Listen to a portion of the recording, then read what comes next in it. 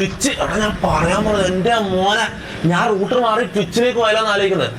എന്റെ മോനെ ഐഷോ സ്പീഡിന്റെ പുതിയ കോൺട്രാക്ട് ഉണ്ടെങ്കിൽ ഒരു സിനിമാ നടനോ എത്ര വലിയ ഹോളിവുഡ് ആക്ടറിനോ പോലും കിട്ടൂല. നിങ്ങൾ ആലോചിച്ചിട്ട് $600 മില്യൺ ട്വിച്ച് ഐഷോ സ്പീഡിന് എടുത്തത്. അതായത് 5000 കോടി ഉറുപ്പ്യ. ആലോചിച്ച് 5000 കോടി ഉറുപ്പ്യക്ക് ഒരു സ്ട്രീമറിന് കോൺട്രാക്ട് കിട്ടുന്ന ആലോചിക്കുക.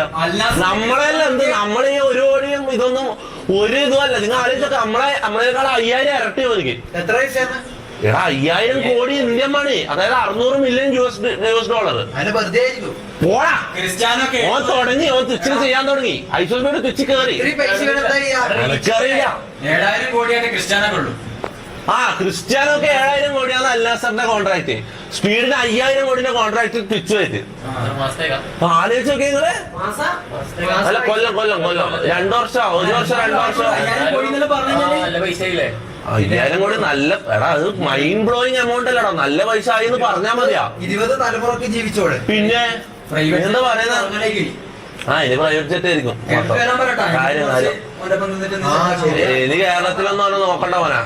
ഓനെ ഇനി കേരളത്തിൽ നിന്നും വരുന്ന എനിക്ക് തോന്നുന്നില്ല. ഓന്റെ റേഞ്ച് ഇനി മാറി മോനാ.